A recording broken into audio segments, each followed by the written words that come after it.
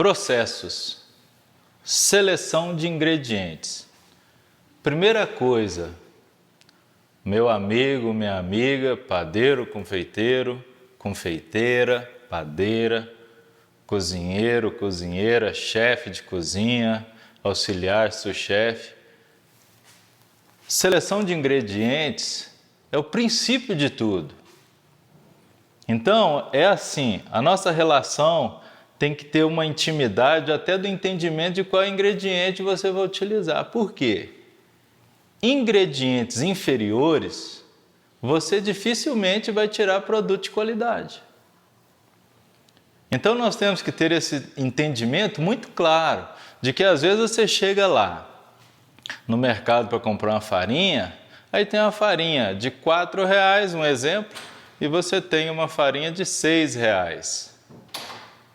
Isso aí tem diferença. Ah, não, mas é a marca. Não existe marca, existe a qualidade.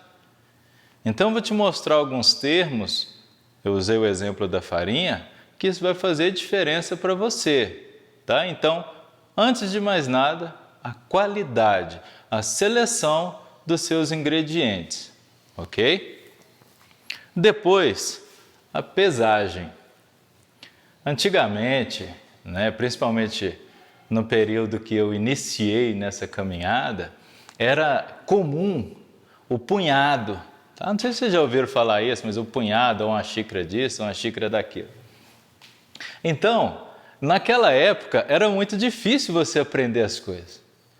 Por quê? O padeiro virava para mim, que era o assistente, e falava assim: Ricardo, pega lá um punhado de sal. Quanto é um punhado de sal? Minha mão é de um tamanho, a sua mão é de outro. Então, meu amigo, minha amiga, se você chegou até aqui comigo, vamos seguir adiante, porém, pesagem.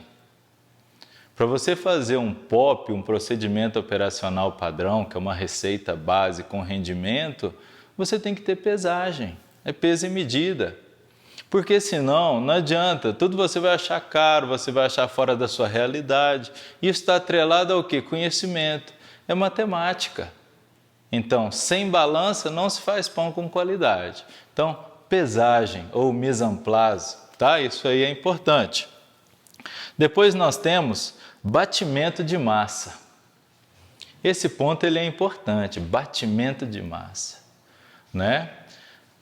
Nós temos conceitos, principalmente de panificação artesanal, que nós temos que entender bem e discriminar isso, mas que tem dentro desse segmento uma panificação caseira, na qual você faz pão sem máquina.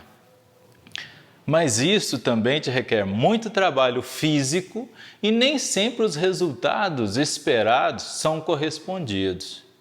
Então, o batimento de massa, principalmente no atrito mecânico, que é o que nós iremos utilizar, que hoje o mundo utiliza, que são através de batedeiras ou amassadeiras, ele é importante. Porque a sua massa tem uma temperatura ideal para sair da masseira. Qual que é essa temperatura? Vocês já entenderam isso? Alguém já exclamou isso com você? Porque às vezes você tem receitas de muita qualidade, mas não está atento aos detalhes. E um dos principais detalhes para a qualidade do seu pão, ou do meu, é a temperatura que a massa sai da batedeira ou da masseira. Então, lembrando, batimento de massa, lembre-se sempre de aferir a temperatura. O ideal dessas massas é que elas saiam em torno de 23 graus, ok? Depois nós temos repouso número 1. Geralmente, quando se trabalha com massas abriochadas ou massas extremamente hidratadas, você tem um processo chamado de primeiro repouso. Na Itália se fala primeiro impasto, tá? Então, o que acontece? Nós vamos fazer uma pré-fermentação, ou seja, geralmente gira em torno de 20 a 30 minutos. Não é que dali você já vai assar o seu pão. Negativo. Ou seja, quando você faz uma massa, principalmente em batedeiras, menores, mais compactas, ou amassadeiras, a sua massa sofre um atrito mecânico, não tem? Não tem um eixo ali? Aquilo ali, para se formar o glúten, com a água e assim sucessivamente, tende a aquecer as suas massas. E aí a farinha, ela é sensível também. Não sei se vocês têm essa noção, como eu tenho. Mas a farinha, ela também estressa. Então, esse primeiro repouso é para você desestressar um pouquinho essa farinha, ou seja, significa que na hora que você for fazer a sua modelagem ou a sua divisão, você vai ter maior facilidade. Essa é uma dica importante para você. Não pegue uma massa que acabou de sair e já saia modelando. A pressa é uma inimiga feroz contra o padeiro. Muito cuidado, tá? Depois nós temos divisão e modelagem. Nesse processo também, lembre-se, pesar.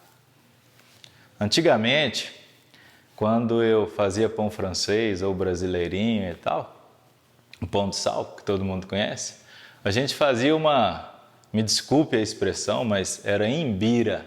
Esse nome é feio, né? Mas essa imbira nada mais era do que a gente fazia um cordão de massa e 4 dedos meus era um pão francês. Hoje isso já não acontece, hoje você tem divisoras e tal, e você já tem um peso, mas é importante isso, tá? Depois, divisão e a modelagem, você vai dar o seu formato desejado para a sua massa, e aí depois nós temos a fermentação, que aí sim é um descanso no qual vai demandar um pouco mais de tempo, é onde aquela bactériazinha que a gente vai falar um pouquinho dela daqui a pouco, vai fazer o seu pão crescer, ok? E aí, para finalizar esse processo, assamento. Isso também é importante, porque você tem que avaliar qual que é o seu equipamento, que forno que você tem. Essas perguntas são interessantes. Imagine você o seguinte, tem uma diferença muito grande na cocção de um forno ventilado para um forno de lastro. Isso tem diferença. Um fogão de casa, o forno de um fogão doméstico, é diferente de um forno de uma padaria. Então, ou seja, quando nós temos o conhecimento, nós temos a informação palpável e com qualidade, a gente consegue minimizar os mínimos detalhes, ok? Então, lembre-se sempre de aferir esses detalhes. Ao longo do curso eu vou te dar muitas dicas para que você tenha sempre pães de qualidade. Não só as receitas que eu vou te ensinar, mas todas as suas receitas, tá?